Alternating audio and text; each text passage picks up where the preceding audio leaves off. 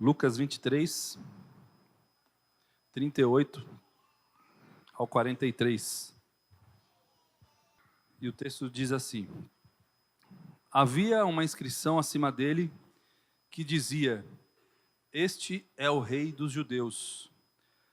Um dos criminosos que ali estavam dependurados lançava-lhe insultos: você não é o Cristo? Salva-se a si mesmo e a nós. Mas o outro criminoso o repreendeu, dizendo: você não teme a Deus, nem estando sobre a mesma sentença? Nós estamos sendo punidos com justiça, porque estamos recebendo o que os nossos atos merecem. Mas este homem não cometeu nenhum mal.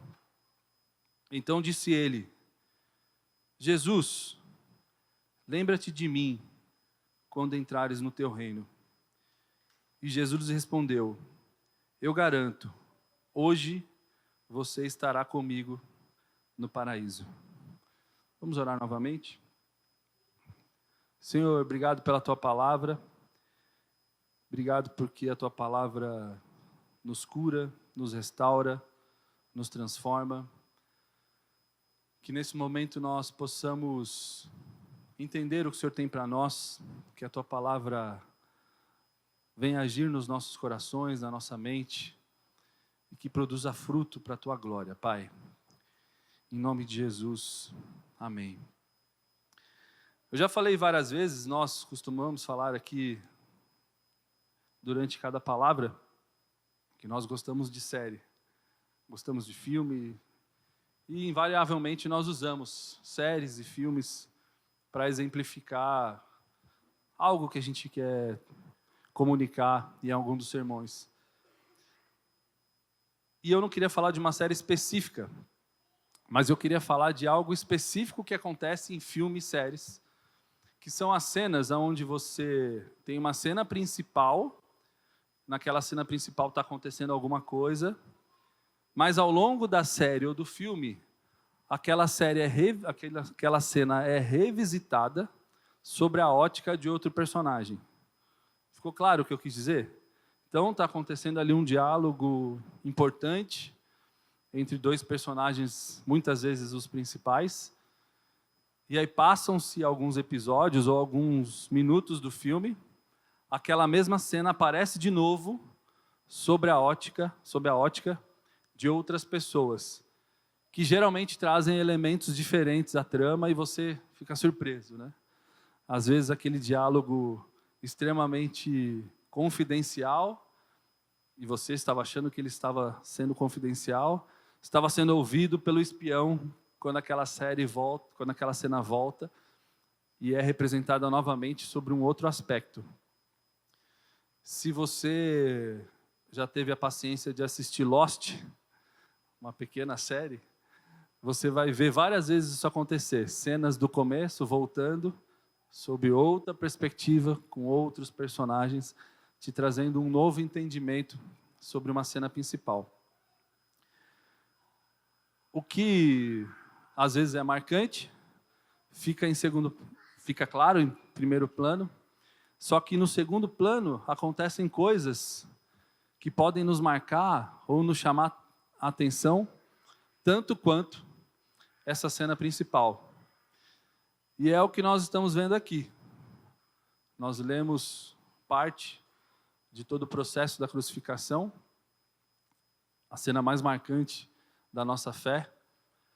Mas nessa manhã eu queria dar um zoom e chamar a sua atenção para uma outra cena dentro dessa cena, sob a perspectiva desses dois ladrões que foram crucificados junto com Cristo. Na quaresma de 2023, eu já falei isso uma outra vez, a Mel estava assistindo comigo vários desenhos sobre a Páscoa, e ela tinha 3 anos, estava começando a descobrir as coisas e tal, e estava assistindo desenho o dia inteiro, só sobre Cristo, só sobre a crucificação, e aí acabava um, ela queria assistir outro, e no 4º ou no 5º desenho, ela falou: papai, por que eles estão batendo em Jesus? Ele é perfeito, ele não fez nada de errado. E eu, naquele momento, fiquei muito feliz pela percepção dela, né? Falei, puxa, ela está entendendo quem é Jesus. Mas naquele mesmo segundo, eu comecei a perceber que essa é a nossa tendência como cristão, como ser humano. Nós olhamos para Cristo, vemos que Ele não tem erro, que Ele é perfeito, e começamos a julgar quem o açoitou, quem bateu nele, quem zombou de Jesus. Só que nós esquecemos que nós também fazemos parte disso. Nós esquecemos que eu e você também somos um dos soldados que bateram em Jesus. Isso ficou na minha cabeça por um tempo e eu fiquei pensando como a gente tem dificuldade de se identificar com os vilões da Bíblia. Eu fiquei pensando que nós lemos sempre o Evangelho pensando nos heróis, pensando nas virtudes. E os vilões poucas vezes nos constrangem. Só que nós temos muito mais de vilão e muito menos de mocinho. Eu vou beber água que a minha boca está seca. Nós olhamos os vilões como pessoas distantes, personagens distantes. Nós queremos olhar as virtudes.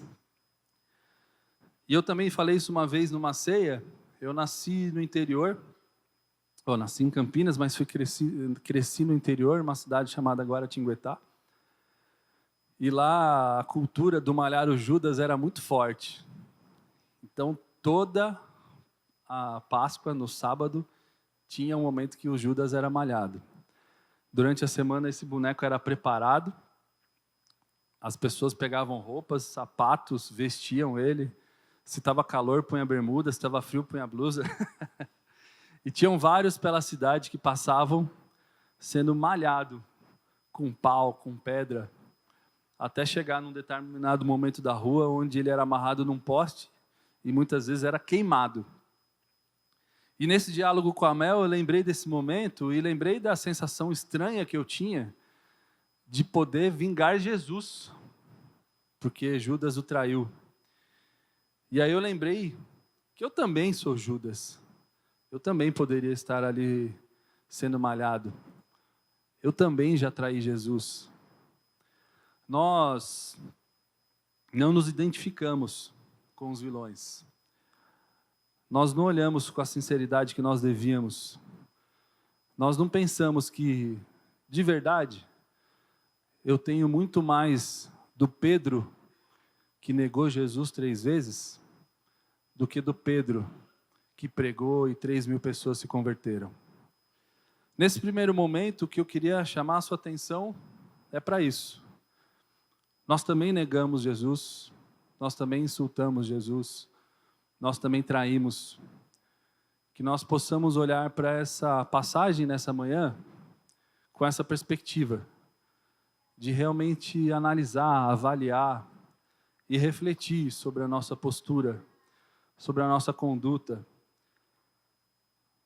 2 criminosos que representam não apenas uma história, mas 2 formas de se relacionar com o Salvador. 2 caminhos, 2 escolhas, 2 respostas diante do rei. E este zoom, saindo da cena principal, que é a crucificação, e mostrando as cenas que aconteciam ali de forma secundária, é o que eu gostaria de trazer para que você pudesse refletir. Como tem sido o meu relacionamento com Jesus? Em qual lado eu estaria? Como seria a minha reação se eu estivesse lá? Bom, o sermão é o rei e o ladrão. É importante destacar que Jesus foi crucificado no meio dos 2 ladrões, né? Se você ler outras passagens, isso fica muito claro. Se você ler um pouquinho antes, também isso fica muito claro. Há interpretações e formas de pensar nessa crucificação dele no centro. Pode ser porque ele tinha mais importância, pode ser porque ele era a pessoa que tinha que ter mais evidência na crucificação, Isso jogando para o contexto da cena acontecendo. Mas o fato é que Jesus foi crucificado no meio porque ele divide a história. Ele dividiu a humanidade. Ele dividiu todas as coisas. E até hoje essa cena da divisão com Cristo no centro, e os que creem e os que não creem, acontece. E assim vai ser para sempre. Cristo sempre estará no meio. E infelizmente haverá os que creem e os que não creem. É um retrato da humanidade, até hoje, e que sempre haverá a divisão dos que creram nele e os que não creram. E entrando no texto, no versículo 38, diz assim: havia uma inscrição acima dele que dizia: este é o rei dos judeus. Na crucificação não foi nada improvisado, não tinha nada que aconteceu por acaso. Havia um plano muito claro de Deus para que isso acontecesse. E Pilatos, quando manda fixar essa plaquinha na cruz, ele manda fixar em três idiomas: em hebraico, latim e grego. Consequentemente, a língua da religião, do poder e da filosofia na época. Ou seja, todos que passavam ali sabiam que tinha um rei. Pilatos pode ter feito isso para tirar um sarro, para brincar com os judeus, para ridicularizar Jesus? Pode. Mas o que ele acabou fazendo foi proclamando para todo sempre que ali tinha um rei. Não simplesmente um rei, mas o rei dos reis, que reina eternamente e reinará sempre. E em 3 línguas, para que todos que estavam na época pudessem ler e ficasse claro para qualquer um quem estava sendo crucificado ali.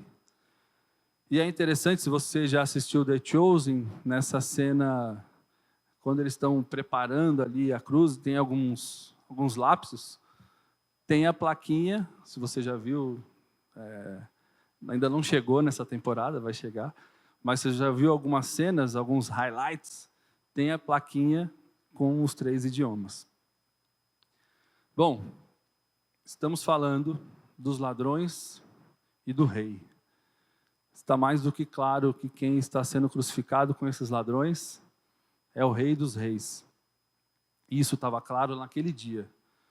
Não havia nenhuma dificuldade de entender que quem estava sendo crucificado ali não era um ladrão, não era um malfeitor, uma pessoa marginalizada da sociedade, mas sim o rei e o rei dos reis. Mas vamos entrar nas cenas. Temos a cena principal, a crucificação, mas temos 2 cenas secundárias que falam muito para nós nessa manhã. Versículo 39. Um dos criminosos que ali estavam dependurados lançava-lhe insultos. Você não é o Cristo?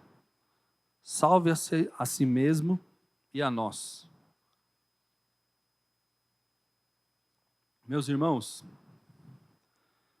aquele ladrão, tem algumas passagens que falam o ladrão da esquerda, mas eu vou tratar aqui como o primeiro ladrão, tinha uma oportunidade incrível nas mãos. Ele estava sendo crucificado com o Rei dos Reis. Aquele que podia mudar completamente a vida dele. E é importante ressaltar que esses ladrões eram ladrões mesmo, tá? Eram pessoas que cometeram crime e que estavam pagando ali pelo que fizeram. Não são pessoas que foram levadas ali junto com Jesus para poder compor a cena ou também foram injustiçadas. Eram ladrões, tanto da direita quanto da esquerda. E para estarem ali e serem crucificados, provavelmente fizeram algo muito grave. E eles também acompanharam todo o movimento. Com certeza, eles tinham escutado falar de Jesus. Todos ali já tinham escutado o que Jesus estava fazendo. Não era uma crucificação natural ou corriqueira. Se você não sabe, crucificação era algo normal. As pessoas eram condenadas à crucificação. E este ladrão teve acesso ao que era Cristo, a quem era Cristo, deve ter escutado falar, viu toda a movimentação, viu a inscrição, viu o que Jesus fez quando foi crucificado. Mas o caminho que ele escolheu foi a zombar. O caminho que ele escolheu foi, talvez no desafio, no interesse, tentar se salvar daquela condição específica, humana, presente ali, que era a crucificação. Ele não entendeu quem era Cristo. E eu preciso fazer a primeira aplicação. Vai ser doloroso, mas tem a ver com o que eu falei no começo. Sejamos bem sinceros. Quantas vezes nós nos relacionamos com Cristo, nós nos relacionamos com Deus, pensando no que Ele pode fazer por nós, falando mais ou menos o que o bandido falou: salva-nos, salva-te e salva-nos, me livra, me tira dessa, eu entrei nessa situação tão difícil, mas me salva, me livra, pelo interesse e não pela fé, pela vontade de servir o que você quer, servir a sua vontade, os seus objetivos, te livrar de uma situação que você não está bem. Aí, Marcão, valeu. E é assim que o primeiro ladrão lidou com Cristo. Ele não se importou com as consequências daquela fala dele, ele não se importou com quem era Cristo. O que ele queria era uma forma de sair dali. Não importa a forma, não importa o que ele teria que passar por isso, se ele poderia estar tirando sarro, fazendo escárnios contra o Rei dos Reis. O que ele queria era servir a própria vontade dele, o que ele queria era se sentir livre. Queria que o rei o servisse e fizesse a vontade dele. E nós temos duas aplicações muito claras. Primeiro, como eu já falei, para nós, somos cristãos, nós conhecemos a Cristo, nós nos batizamos, nós andamos com Ele, mas em alguns momentos de frustração, de decepção, de medo, nós olhamos para Cristo simplesmente para aquele que pode fazer aquilo que nós queremos, e não como nosso Rei, a quem nós devemos nos submeter, nos entregar, nos humilhar. Essa é a reflexão que eu queria que você saísse nessa primeira cena do primeiro ladrão. A segunda aplicação é talvez para você que tem frequentado os cultos, tem vindo aqui, tem participado, tem achado legal. Esse ladrão perdeu algo muito importante. A última chance de mudar a vida dele e ser salvo. E eu também queria chamar a sua atenção. Participar não significa pertencer. Vir aos cultos de vez em quando, participar até de um grupo, ouvir as palavras no YouTube, não significa pertencer ao reino. Não significa se entregar a Ele. Você precisa ter um momento em que você entrega a sua vida a Jesus, em que você se submete ao Rei, se submete ao reino. Então, se você tem vindo e ainda não entendeu, eu queria deixar isso muito claro para você. O reino está aí, o Rei está aí, vivo, presente, pronto para se relacionar com você. Não perca, como esse primeiro bandido perdeu, a oportunidade de mudar sua vida, se entregando ao Rei, fazendo efetivamente parte do reino. Então, em resumo, o primeiro ladrão teve um relacionamento de interesse. Na sua rebeldia, o que lhe interessava era que Cristo fizesse a vontade dele, o libertasse dali, mesmo com a consequência de que se Cristo descesse daquela cruz, se salvasse e salvasse esse primeiro ladrão, todos nós estávamos arruinados, não haveria mais salvação. E tudo que estava planejado acabaria ali. É óbvio que ele não tinha essa profundidade, Mas o que eu quero chamar a sua atenção é para isso. Mesmo como cristãos, eu e você temos que refletir quanto às nossas atitudes, às nossas ações, e lembrarmos que às vezes nós parecemos mais com os vilões do que com os mocinhos. E o segundo criminoso já teve uma atitude bem diferente. Se você ler comigo os versículos 40 e 41, diz assim: mas o outro criminoso repreendeu, dizendo: você não teme a Deus, nem estando sobre a mesma sentença? Nós estamos sendo punidos com justiça, porque estamos recebendo o que os nossos atos merecem. Mas este homem não cometeu nenhum mal. Esse ladrão também conhecia Jesus, talvez na mesma medida que o primeiro, senão ele não estaria ali crucificado. Ele não era um dos discípulos, ele não andava com Jesus, ele não frequentou seminário. Aliás, se você lê em Mateus, se você voltar um pouquinho sua Bíblia e ler Mateus 27, no versículo 44, fala assim: igualmente o insultavam os ladrões que haviam sido crucificados com ele. Então, esse segundo ladrão também insultou a Cristo, também o provocou, também em alguma medida ridicularizou toda aquela cena. Mas alguma coisa aconteceu. Diante da cruz, do lado dele, talvez diante da postura de Cristo, do que Cristo fez, da oração que Cristo faz, perdoa-nos, eles não sabem o que fazem. Aquele segundo ladrão teve um encontro com a graça. Ele entendeu que não era só mais um ser humano que estava sendo crucificado ali de forma a ser ridicularizada, desde a plaquinha escrito Rei dos Judeus, até os insultos das pessoas, a provocação das pessoas. Ele entendeu que quem estava na cruz do lado dele era o rei. E não era só o rei dos judeus, era o rei de toda a humanidade, era o rei dos reis, aquele que poderia efetivamente salvar a ele, não como o primeiro que queria simplesmente correr daquela cruz, mas que poderia transformar completamente a vida dele. E naqueles últimos momentos da vida, ele, pela graça, teve a revelação de quem era Jesus e encontrou salvação.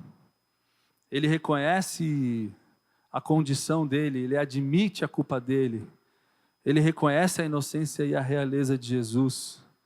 Ele clama: lembra-te de mim quando entrares no teu reino. E aqui nós encontramos, meus irmãos, toda a essência do Evangelho. A salvação não é nosso mérito. Eu e você não podemos fazer nada para alcançá-la. Mas a graça do nosso Senhor, através da nossa fé e a nossa submissão, através do senhorio de Cristo, nos permite alcançar a salvação. E o desafio que fica para nós é rever o nosso relacionamento, comparar as duas cenas e buscar em nós as mudanças que nós precisamos para estar diante do Rei, para estar diante do reino da melhor forma. A submissão ao Rei não é fraqueza, mas é o caminho para a verdadeira liberdade nas nossas vidas. O caminho do ladrão foi em direção ao Rei, com submissão e arrependimento. E é interessante que nesses versículos 40 e 41, são 2 versículos só, são pequenininhos, mas tem um caminho por onde esse segundo ladrão percorre para demonstrar a sua submissão, o seu arrependimento e a sua entrega total a Cristo. Primeiro, no versículo 40, ele fala: mas o outro criminoso o repreendeu. Meus irmãos, eles estavam sendo crucificados, com dores, com machucados, e ele repreendeu o primeiro ladrão. E aí eu te pergunto, quando você está no seu trabalho, e naquela roda de pessoas ali, brincando no café, e o assunto começa a ser a zombaria contra Jesus, a brincadeira contra Jesus, a zoação contra o reino, contra os cristãos. Qual é a sua postura? Você repreende? Porque você faz parte do reino. Você se entregou ao rei. Ou você simplesmente, não, aqui, ambiente corporativo, não vamos misturar religião com trabalho, futebol, religião, não pode ser discutido. Não, meus irmãos, nós nos entregamos ao rei, nós fazemos parte do reino, e nós temos que defendê-lo onde nós formos. Não porque o rei precisa, o rei não precisa ser defendido por nós, mas porque nós dependemos do reino, nós dependemos do rei, nós devemos defendê-lo em todos os momentos. Meu chefe vai achar que eu sou chato. Eu faço parte do reino, eu entreguei a minha vida ao rei. Desculpa, chefe, mas eu vou me posicionar. Não importa o que vão achar, o que importa é o que ele significa para mim. Então a primeira coisa que ele faz é repreender o outro criminoso, fazendo parte do processo de arrependimento e submissão dele. O segundo, ele reconhece o próprio pecado e ele reconhece a perfeição de Cristo. Seguindo, ele fala: nós estamos sendo punidos com justiça, porque estamos recebendo o que os nossos atos merecem. Mas este homem não cometeu nenhum mal. Aqui fica uma reflexão para a nossa vida cotidiana mesmo, de reflexão sobre os nossos erros, de reflexão sobre os nossos pecados, de perdão, de relacionamento, de vida de oração mesmo. Nós temos falado tanto sobre reconhecer quem nós somos, entender que a nossa essência é pecaminosa. Durante toda essa série sobre casamento, nós falamos sobre isso. O segredo do casamento é que são dois pecadores que disseram sim.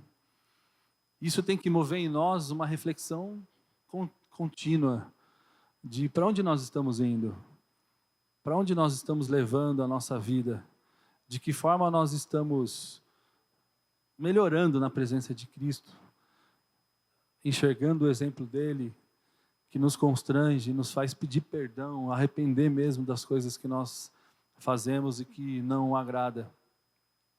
Como tem sido sua vida diária de relacionamento com o Rei? Sua entrega diária diante dele? E por fim, a fé. Versículo 42, ele fala: então ele disse: Jesus, lembra-te de mim quando entrares no teu reino. Ele defende Jesus, ele reconhece quem Jesus é, ele reconhece a condição dele, e a fé dele brota, a fé dele surge de uma forma muito forte. E como que está a sua fé? Hoje o Bruno me quebrou com essa música antiga. Acho que você também deve ter se emocionado de nós lembrarmos que a nossa fé tem que ser para nos colocar de joelho diante dele. A nossa fé não tem que ser para mover a montanha, não tem que ser para a gente receber alguma coisa, não tem que ser para eu ser promovido. Isso pode ser consequência do que Deus tem para nós, mas a nossa fé, ela tem que nos mover a nos entregar diante dele, a nos submeter diante dele. E infelizmente nós, em tempos de performance e perfeição que nós vivemos hoje, tudo é perfeito, as coisas são perfeitas, as construções são as melhores, os carros são cada vez mais perfeitos. Nós não temos espaço para uma fé que vive momentos e dias difíceis.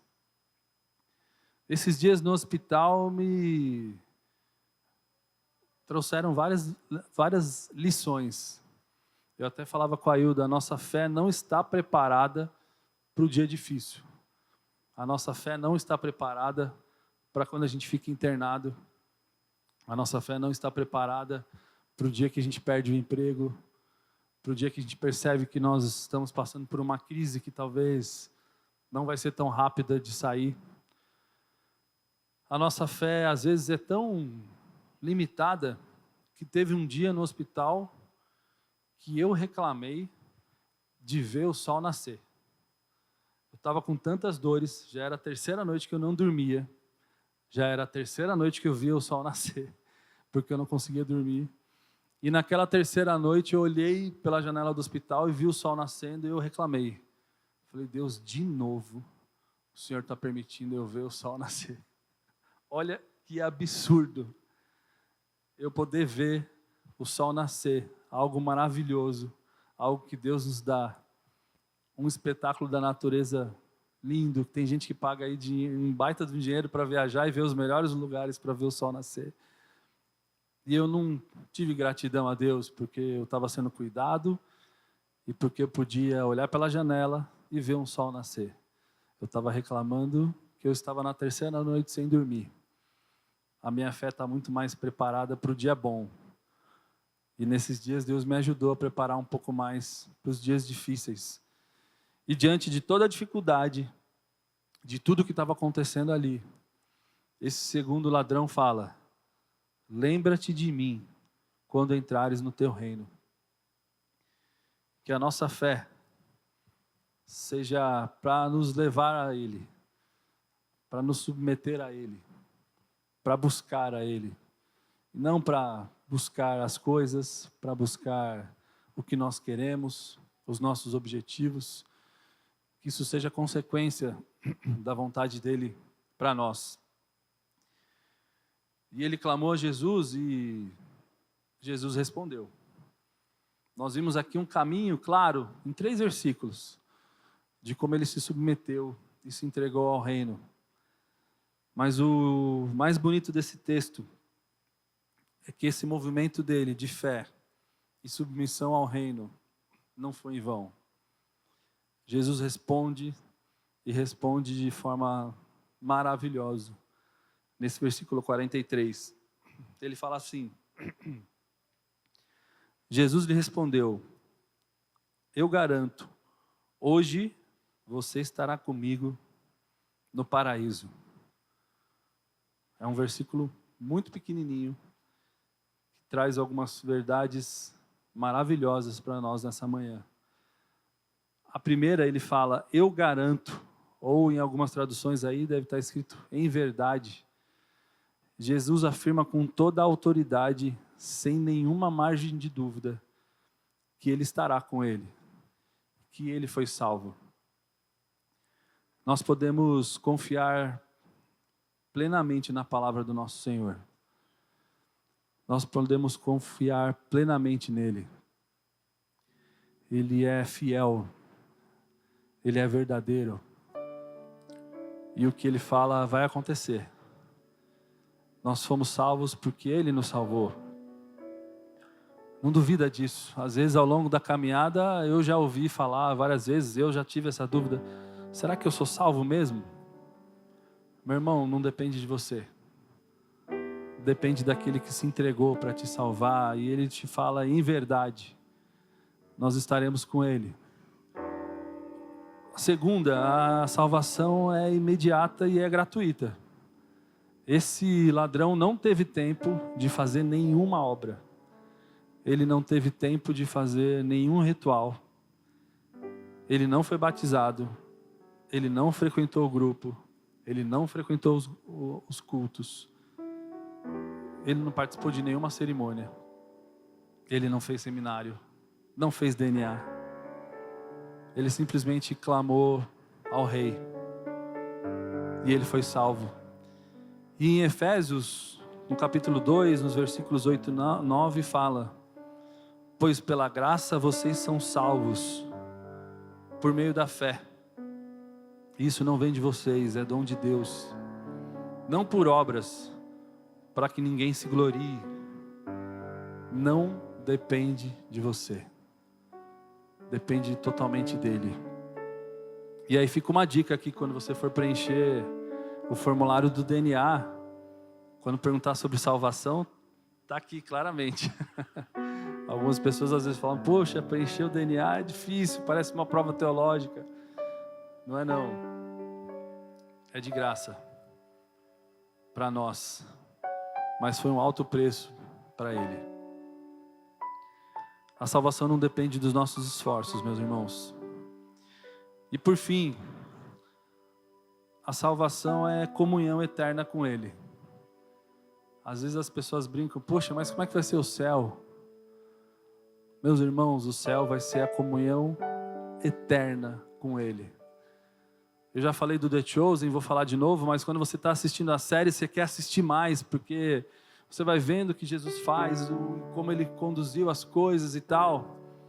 E ali é simplesmente um ator que interpreta muito bem, e já enche o nosso coração.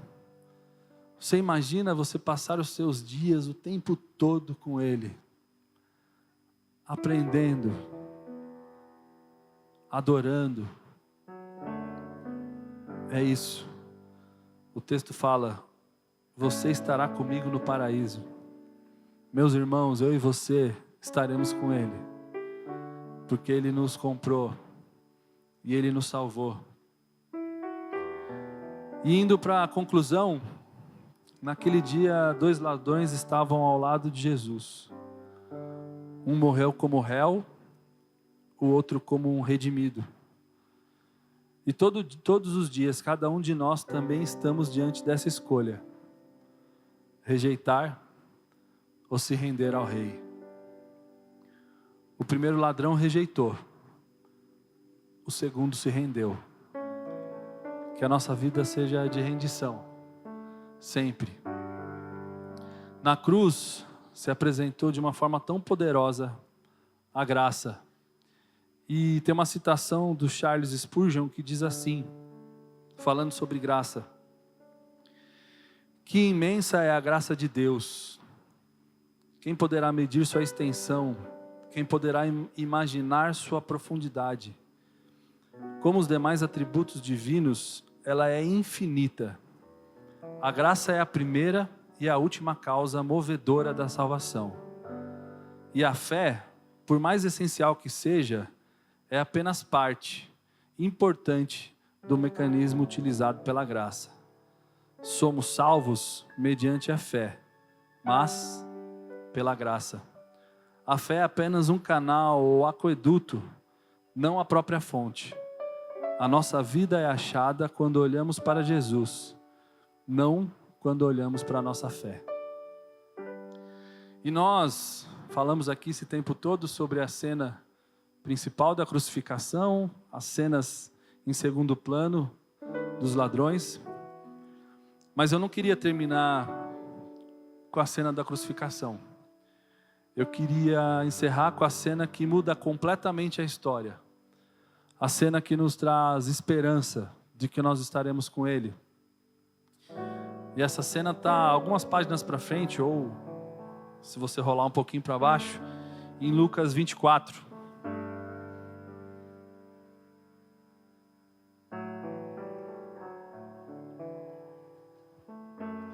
Lucas 24, versículos 5 e 6 fala: amedrontadas as mulheres baixaram o rosto para o chão e os homens lhe disseram: por que vocês estão procurando entre os mortos aquele que vive?